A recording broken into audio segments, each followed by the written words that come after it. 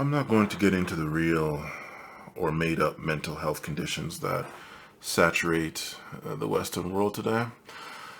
What I will say is I'd rather have the worst case humanly possible of PTSD from surviving World War III over the mental case most society will fall prey to from trying to reach the top of this man-made societal pyramid. All right? Or even anywhere near the top, Jesus. One need look no further than the regrets that the dying have more often than not.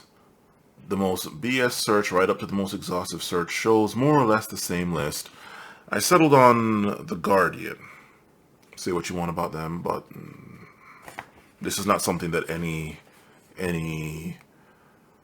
media outlet could really get wrong or mess up, as far as I can tell.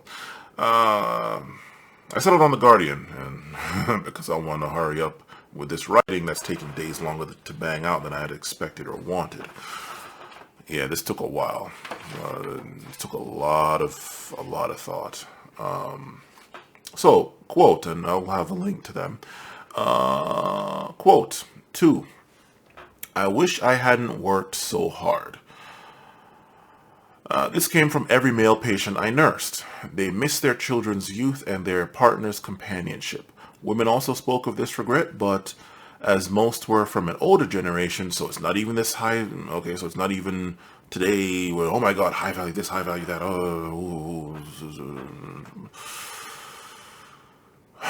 From an older generation, many of the female patients had not been breadwinners.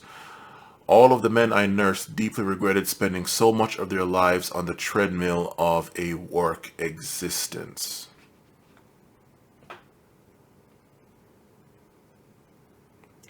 Luckily, and I didn't even write this part, but I just thought about it. Luckily, it didn't get as bad as some of the Japanese, where they will head to that forest, if you all know what I'm talking about. If you don't, go look it up, and polish themselves off because they effectively, by their culture, their society, or whatever, failed at life.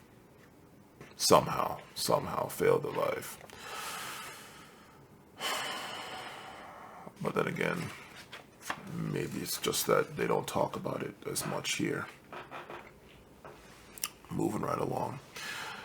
Does that sound like people that were happy achieving all the general requirements of being a quote-unquote high-value man, assuming they actually did reach it, because God forbid they tried and failed, as 99% will?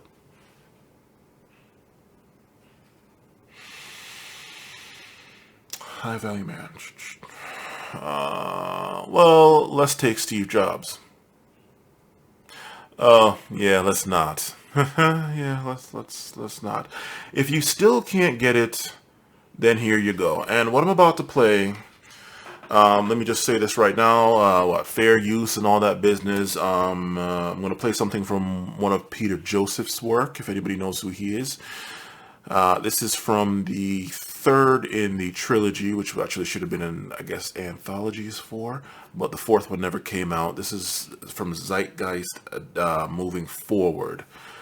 And, you know, say what you want about that trilogy. I mean, I have my own thoughts and things to say about it, but there were some truths in there, and one of them is what I'm about to play. So, fair use. Peter Joseph put it out here for free.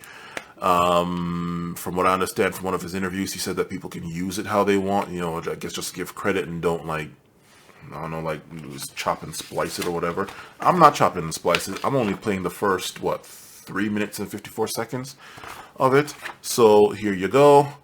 Fair use, all that stuff. No copyright claims or strikes or whatever the hell, trademarks. I'm giving credit. It's Peter Joseph. Oh, and let me also say this.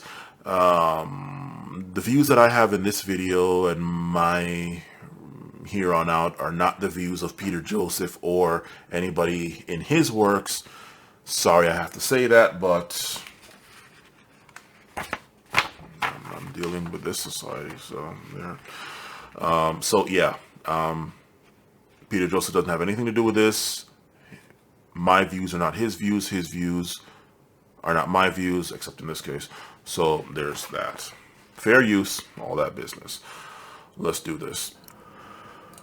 Right. At this point, I had inserted the first 3 minutes and 53 seconds of the Zeitgeist Moving Forward movie. Lo and behold, I get a copyright strike. Or claim, rather. As such, my video wasn't monetized, and all the would-be monetization went to the copyright owner. This is despite the fact that Peter Joseph, that's not his real name, I believe it's a pen name, pseudonym, username, whatever you want to call it, screen name,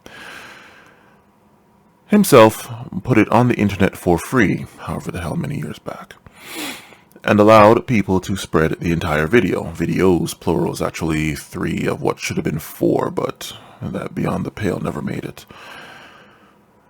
I not only gave credit in the original version of this segment, but it appears that the whole quote-unquote fair use thing is null and void now, despite the fact that I've used it before in the past with no problems.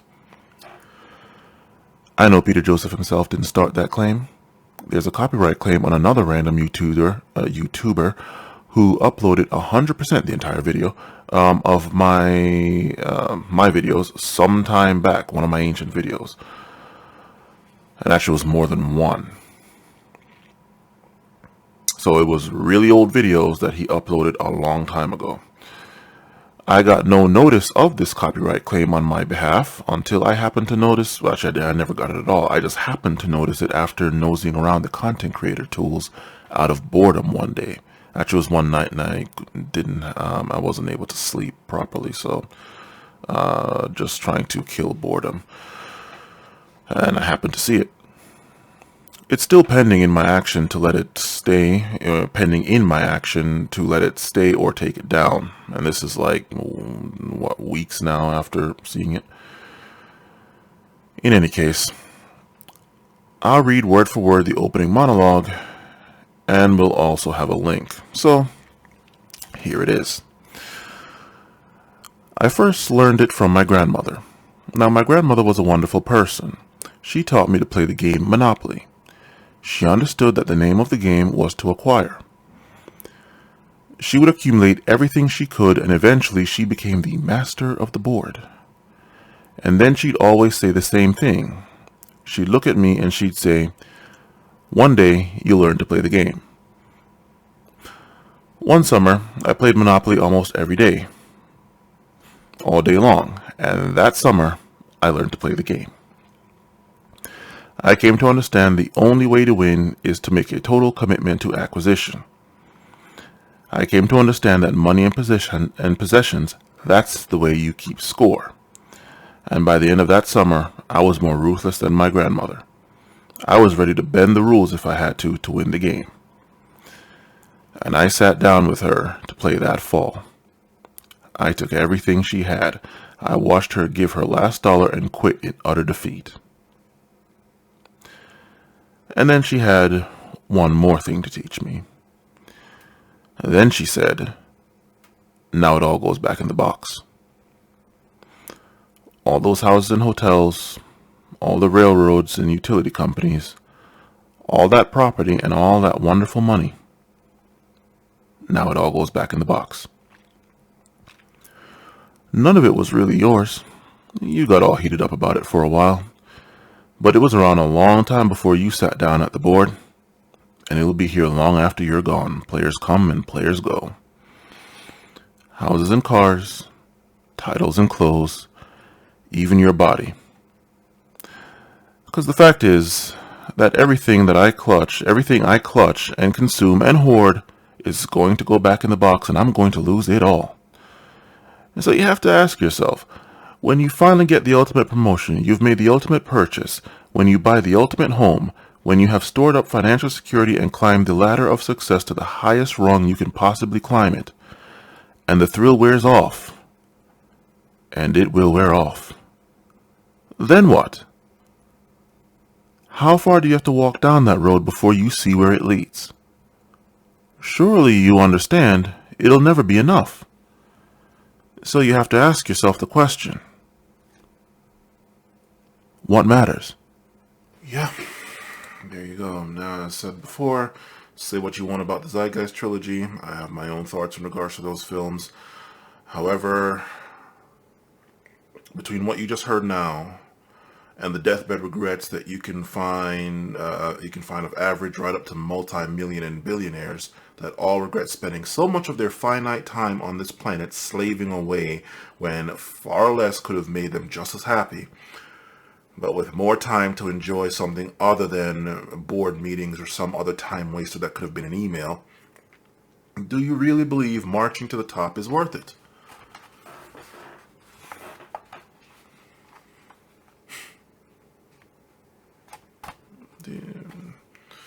This doesn't mean that you stay at the bottom of the pyramid, but how far down are you really on that thing? And how high do you need to go to be safe and sound in old age? Really, I think the moment anybody can be financially independent and then they can work on what they want to work on versus having to go to work at whatever just to get food, clothing, and shelter, much less the other stuff.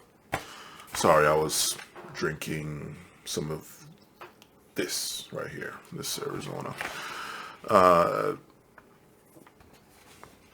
Yeah, like after you solidly, not to where something can come and you're back to it, but solidly be in that position. Do you need Steve Jobs money? Do you need Bezos money? Do you need Mayweather money? Do you need of the people that are watching this right now, which I'm assuming are not multi-million and billionaires, right?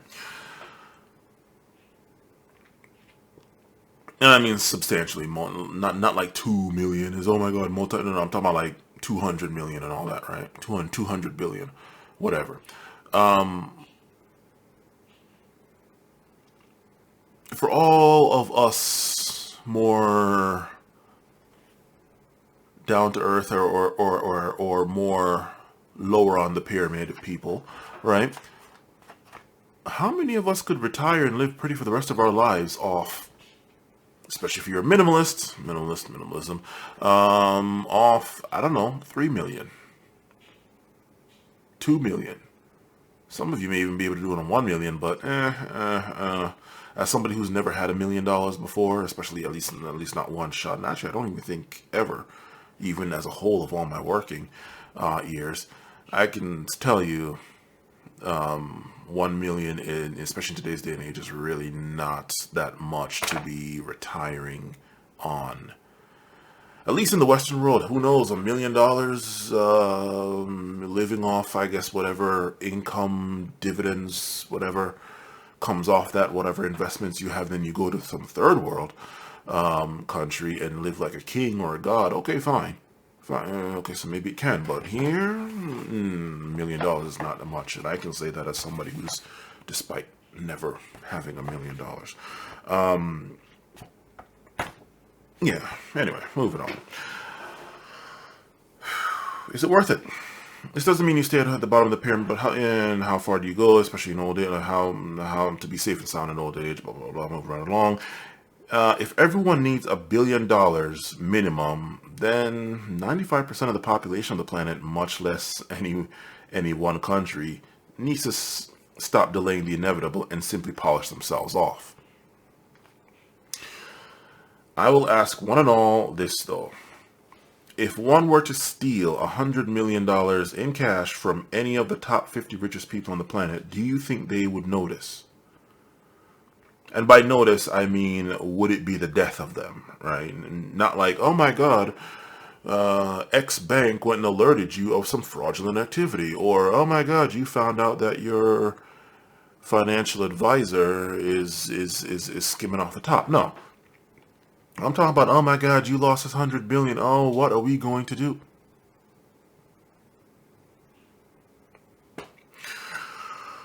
Would they be ruined? Any at all, much less beyond repair? They would probably find some way to turn your theft into a write-off to get the government off their nuts in terms of taxes. Just guessing. Any multi-billionaires, feel free to put it, or anybody that can afford to lose $100 million in cash one shot and wouldn't skip a beat, feel free to let me know. I'm just guessing you'd find some way to jujitsu that into a tax write-off, right? Look at my charitable donations to whichever random mother effer, like random A mother effer out here. Yeah, so stay out of my pockets. No taxes, please. Just guessing. Just guessing.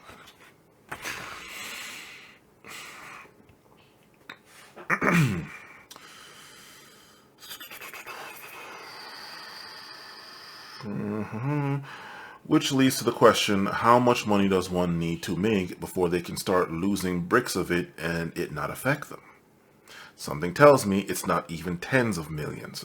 Now, assuming you made it this far in the video, first of all, congratulations, because for whatever odd reason, with other people's videos, those things can be hours long and people watch them, and they don't even do a whole bunch of editing. But with mine, from what I'm seeing if I'm reading the analytics right, people last 3 minutes and 5 minutes even. So congratulations if you're here. You only have 3 more pages to go out of 9, so hang in there. I mean, you made it this far. Video, and God forbid to learn something. Do you, oh minimalist, I'm assuming you're going to be a minimalist if you're not already. Oh minimalist high quality man, need to sand yourself down to a stump in the ultimate societal iteration of keeping up with the Joneses. P.S.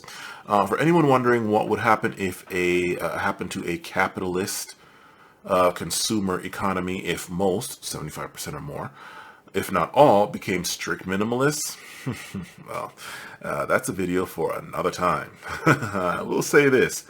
Needs versus wants is a hell of a lot different. Hell of a difference.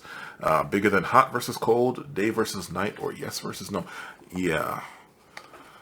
When people get down to what they need, like what do I actually really need? Now, of course, this is not saying you're going to be some, not Luddite, that's not the word I'm thinking of.